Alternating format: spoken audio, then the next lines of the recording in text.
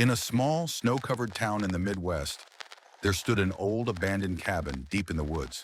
The townsfolk whispered about it, claiming it was haunted by the spirit of a woman who vanished one frigid night decades ago. Children were warned to stay away, but two adventurous siblings, Mark and Lily, decided to explore the cabin after hearing the tales during a winter storm. One evening, with heavy snow falling and the wind howling, they bundled up in warm clothes, grabbed their flashlights, and set off into the dark woods. The towering trees loomed like silent sentinels, and the cold bit at their cheeks. The eerie silence was broken only by the crunch of snow beneath their boots. When they reached the cabin, its dilapidated appearance sent shivers down their spines. The door creaked open as if inviting them in. Despite their unease, curiosity pushed them forward. Inside, it was dark and cold, the air thick with dust and decay. Old furniture lay overturned, and the windows were boarded up, allowing only slivers of moonlight to creep in. As they explored, they came across a large mirror hanging crooked on the wall. When they peered into it, they didn't just see their reflections. For a brief moment, they saw a woman in a tattered dress standing behind them, her eyes hollow and mournful. They whipped around, but there was no one there.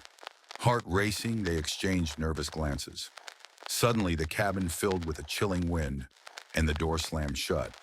The temperature dropped, and they could see their breath in the freezing air.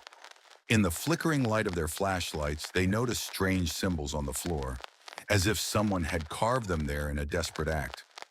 Mark insisted they had to leave, but Lily felt drawn to the mirror. She stepped closer, entranced by the swirling darkness within. Before Mark could pull her back, the glass rippled like water, and Lily reached out instinctively. In an instant, she was gone, swallowed by the mirror. Panic surged through Mark as he banged on the mirror, desperate to find his sister. But the only response was the echo of his cries. Suddenly, the room filled with whispers, low and haunting. He could almost understand them, words of sorrow and warning. Breaking free from the mirror's grip, Mark sprinted to the door, which finally swung open with a loud groan. He dashed into the snow, not looking back, and ran until he reached the safety of his home. The next morning, he returned to the cabin, but it was as if it had never existed. The trees stood silent, and the ground was bare of snow. Mark searched frantically, calling for Lily, but there was only silence.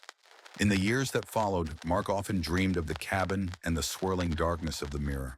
He'd hear Lily's voice calling out to him, soft and sweet, promising she was still there, waiting for him to return.